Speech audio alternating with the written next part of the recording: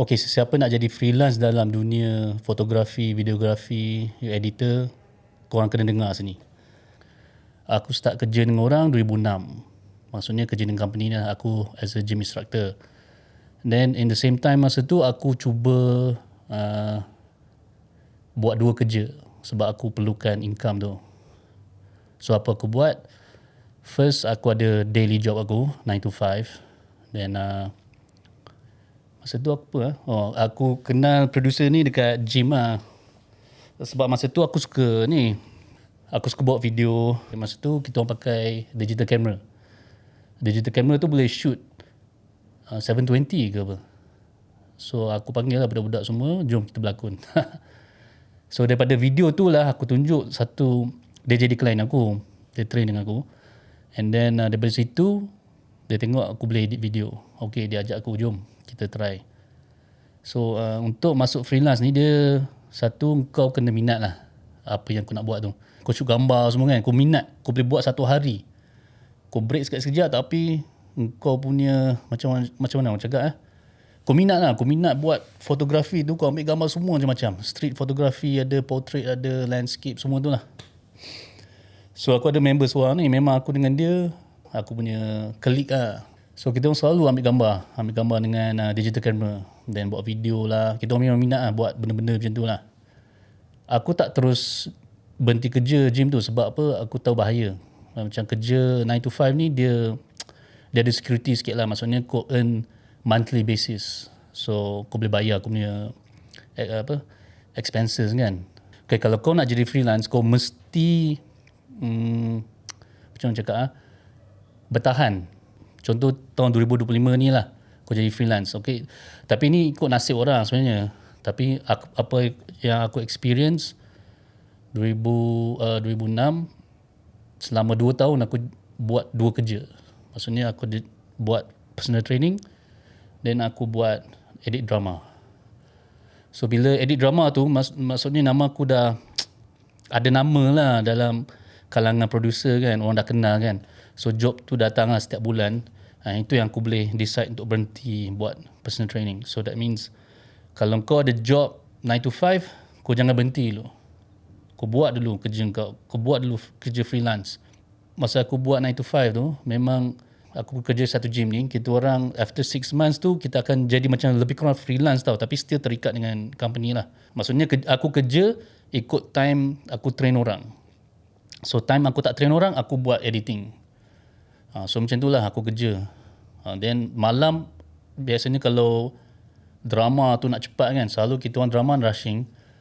Baru dapat kena siap dalam 7 hari 8 hari. And then memang malam buat kerja edit, siang train orang. So lama macam tu lah aku buat dalam 2 tahun. Lebih kurang 2 tahun lah, tak sampai 2 tahun sebenarnya. And then editing ni dia ada banyak fasa tau. Especially kalau buat drama atau filem lah. Maksudnya bila kau masuk dalam editing punya industri, yalah kau start dari bawah lah. Nak buat kerja freelance ni kau kena ada ilmu lah. Dan aku tak belajar dekat sekolah ke apa kan. Masa tu aku ada member, dia tolong ajar aku lah. So dia lah sifu aku, dia ajar aku macam mana nak pakai Final Cut, macam mana edit, macam mana nak susun footage semua kan. So aku start dengan buat offline dulu. Offline ni maksudnya bila daripada footage daripada production kita dapat, kita kena convert dulu sebab masa tu kita orang pakai tape. So kerja aku capture dulu. Maksudnya bila dapat tape tu, aku kena convert jadi digital. So that masa tu baru tukar daripada deck to deck. Dulu aku tak sempat pakai analog lagi. Editing analog, aku terus pakai Final Cut 6. Masa tu the digital lah. Maksudnya kita edit digital, dah tak pakai analog. Yang analog lagi masa tu tape. Record semua pakai tape. So tape tu kena masuk dalam satu macam player ni, kita orang kena convert dia and keluar lah. Okay, aku dah merapu sampai sana dah. Okay, sebagai freelance, bila kau kerja freelance, then kau ada kerja 9 to 5, jangan berhenti dulu 9 to 5. Make sure kerja freelance kau tu dia dah stable. Maksudnya, contoh kau seorang videographer. Aku start dulu masa tu, aku jadi fotografer. Aku buat wedding semua kan. So, daripada wedding tu, kalau kau buat kerja bagus, contoh macam kau videographer atau fotografer, orang akan recommendkan kau. So usually kalau benda macam tu dia ambil masa. Kau tak boleh terus meletup, tak ada. So apa-apa pun still kau ada kerja hakiki kau 9 to 5, then kau buat ni maybe weekend satu malam. So itu number one, kau nak jadi freelance. Number 2, okay, contoh kalau kau ni baru habis belajar, baru grad, tak ada kerja, tak ada apa, kau nak jadi freelance kan, aku syorkan kau cari kerja dulu. Kerja buat sales. Buat sales atau Grab ataupun hantaran, yang maksudnya kerja yang kau kerja lebih, kau dapat duit lebih. So bila kau buat tu, kau senang naik. Maksudnya kalau kau kerja dekat office, aku tak salahkan kau kalau kau ada degree ke apa kan, kau kerjalah office tu. Okay, kalau itu memang kau punya, kau pandai kat situ, kau kerja apa yang kau pandai buat dan kau boleh kerja lama. So masa tu aku terus terang lah, pendidikan aku tak tinggi. So aku nak dapat kerja macam kerja engineer ke apa memang tak dapat lah. So kat KL ni, kalau kau nak buat duit, kau tak ada education, kau buat sales. So macam kalau kau join fitness industry kan, contoh kau jadi sama ada membership consultant ataupun trainer, gaji kau based on sales. The more sales kau buat, the more gaji kau naik. So daripada gaji tu, kau kena pandai maintain tau. Maksudnya kalau kau into videography ke fotografi, duit tu kau simpan sikit-sikit. Kau beli equipment, beli kamera. Tak kisahlah kamera apa yang kau suka. Masa tu first kamera aku Canon 55OD. Kita orang ada duit yang tu je untuk beli. Aku beli yang tu. Aku sambar tu dulu. Aku buat je job wedding, then weekends je aku keluar ambil gambar, ambil video. Memang yelah, dia macam hobi tau. Apa, freelance ni sebenarnya hobi kau. Maksudnya kau buat sesuatu tu, contoh kalau kau ni graphic designer kan, and hobi kau memang design lah, go for it. Kau kena invest, especially time lah. Time kau kena invest banyak untuk kau upskill kau punya ni lah. Kau kena upskill. So masa tu, kalau contoh aku tak ada speedlight kan, aku sewa. Aku pergi cari, then aku buat wedding. Sometimes bila aku dapat klien yang besar sikit kan, yang bayar sedap sikit, takkan aku nak pakai Canon tu kan. So aku pergi sewa. Aku sewa equipment 5D Mark II masa tu. Aku sewa. Okay, buat shoot. Lepas tu aku dapat lah job-job shoot kat overseas kan. Semua aku sewa. Masa tu aku ada 55OD tu selama berapa tahun lah, 5-6 tahun juga lah aku pakai. Tapi aku buat banyak kerja lah. Aku buat editing, aku buat videografi, aku buat fotografi. Tapi fotografi memang tak lama lah, sebab aku lebih minat kepada videografi. And then aku minat editing, especially masa tu drama. So bila aku dah start dapat job-job kan, aku dapat macam series kan, 13 episod, aku dapat 8 episod. Time tu memang rancak sikit lah. Itu pun lepas 2 tahun, 2-3 tahun. Then aku stop kerja as a trainer, aku buat editing. So aku ingat lagi masa tu aku still kerja gym. Masa tu aku still kerja 9 to 5 aku. Actually tak 9 to 5 pun, sebab kita orang macam freelance tapi still kena masuk gym semua kan. And then aku dapat satu job ni, cari ekor ikan duyung untuk shoot. Ada satu cerita ni, cerita TV lah, TV3 punya ke TV9 tak ingat. Legenda punya. So kerja aku cari ekor duyung tau. Lama tau, 3 bulan. Aku jumpa dekat online, tapi dia daripada US, daripada Malaysia tak ada, ataupun dekat-dekat semua tak ada. So kita orang message, okay, tanya cara pembayaran semua kan. Sekali cakap, okay, bayar ikut PayPal semua kan. Once dah dapat barang, PayPal akan release. So lama, 3 bulan sampai producer tanya, mana ekor duyung ni. Oh, kita orang dah risau dah. Dia orang nak start shoot dah ni, dia orang nak pergi pulau dah ni, nak shoot.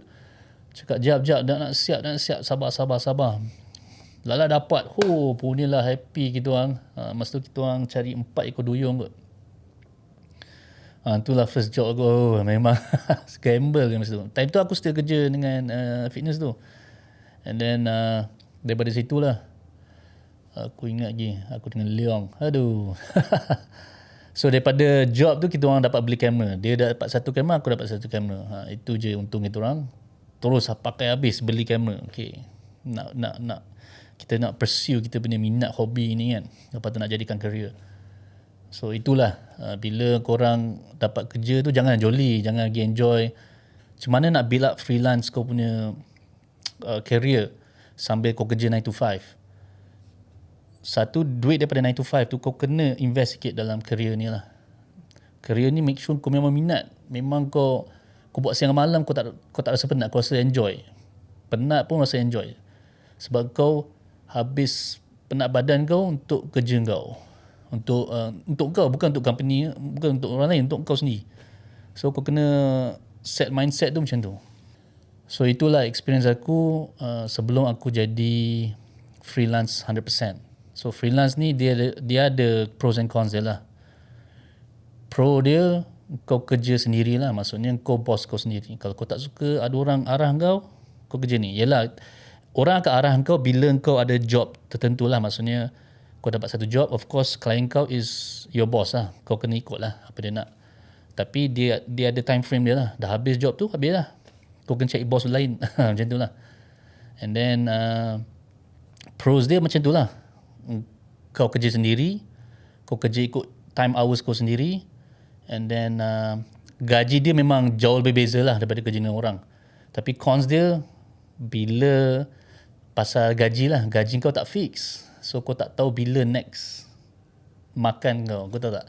So kau kena pandai manage semua benda lah. Kau macam kau run your own business, kau kena pandai manage. Kau tidak, aduh, memang sakit oh. So kerja freelance ni best, tapi dia lah ada pros and cons dia. Aku tak pandang rendah orang kerja 9 to 5 ni. Memang bagus, kau punya tu fix. Tiap-tiap bulan kau dapat gaji, kau boleh manage kau punya duit. Kau ada EPF, kau ada SOCSO, kau ada insurance kan, kalau kau kerja dengan company kan. So memang tu best. Kalau kau suka buat 9 to 5, go ahead. Tapi ni untuk siapa nak kerja freelance. So advice aku kepada orang-orang yang nak buat freelance ni, first kau kena ada kerja 9 to 5 dulu. Kau kena ada kerja satu yang kau ada fixed income untuk sehari hidup kau, sewa rumah, kereta, whatever, nak makan semua kan. Lagi-lagi kalau kau ada anak bini, keluarga. Masa aku start tu, aku ada wife, aku ada anak seorang. So agak challenging lah time tu. So kalau kau seorang yang single kan, go for it, push. Lagi kalau kau muda, umur 20 kan, push, grind. Yelah memang lah, masa muda kau patut grind kau punya, and then baru kau build up kau punya career. Okay, sekarang ni aku shoot dekat studio aku dekat Subang Jaya, dekat USJ. Studio ni aku nak buat macam podcast, studio rental lah. Podcast boleh, aku nak buat apa-apalah, interview ke apa kan. Kawasan kecil je, dalam 500 square feet je. Ada sofa, ada 4 mic, kamera ada 3, ada lighting semua ada lah. So kalau korang berminat, aku akan letak website aku kat sini lah kalau korang nak. So ni day one of aku punya podcast, cakap sendiri. Aku biasa podcast ada guest kan, tapi aku nak try buat sendiri. Kita tengok macam mana. Sebab yelah, kita ada komitmen lain kan. Member ada komitmen lain. Mungkin satu hari aku akan ada guest datang, kita mungkin boleh pakai set up sofa. Yang ni aku saja nak tunjuk lah equipment yang aku ada dalam studio. Kalau korang nak sewa studio, especially for beginners, nak try podcast tu apa, datanglah sini, subangpodcast.com. Kepada sesiapa yang nak belajar editing, basic lah editing, nak set up podcast ke, kamera, nak cakap aku ni pro tak, tapi aku dah lama lah dari bidang ni, aku boleh lah ajar sikit-sikit. So aku ada buka kelas nanti insyaAllah. So jangan lupa subscribe, follow aku kat media sosial, kalau korang nak masuk freelance punya industri ni. InsyaAllah aku boleh tunjuk 1-2 benda lah.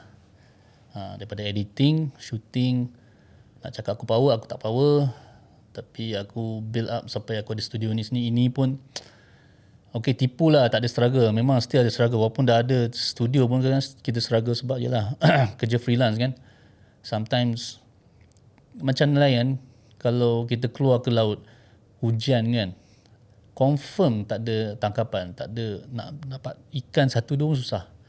Sama lah macam editing ni, sama macam freelance. Satu benda pasal freelance ni aku nak cakap, dia kadang-kadang ada musim. macam fotografi, wedding semua ada musim, mesti ada musim. Tapi bila musim tu datang, gila job tu macam sampai tak menantangan. Tapi sekali putus tu, dia macam dia macam apa? Singa dekat savana tu. Tak ada langsung makanan. Sebagai freelance kena pandai manage duit. Itu nombor satu lah. Tak boleh suka-suka nak have fun semua, tak boleh. Kena ada backup. Aku faham kerja freelance ni kadang-kadang kau dapat payment. Yelah, kita tengok nasib orang lah. Setengah orang memang nasib dia power, dia dapat job besar kan.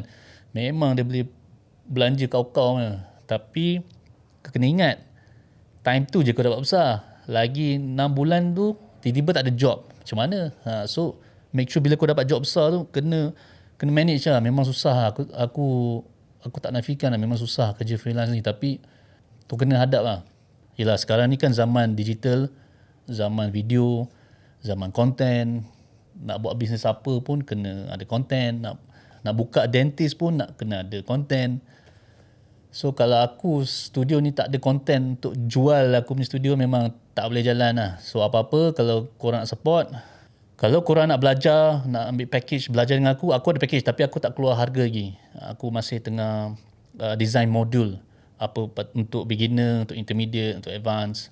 Aku boleh ajar Final Cut, aku boleh ajar After Effects, dan aku boleh ajar setup kamera semua, insyaAllah. So macam aku cakap tadi, kerja freelance is not easy, tapi pulangan dia power. Bila kau keluar boleh keluar ikut time kau, tidur ikut time kau, tapi kena disiplin lah. Kalau korang nak sewa studio aku, kau boleh datang ke Summit USJ. DM aku, email aku dekat email bawah ni. Kalau korang nak belajar, nak datang sewa ke apa, subangpodcast.com. Okay, subangpodcast.com. So jangan lupa subscribe, like, share video ni kalau dia bermanfaat, then see you in the next video.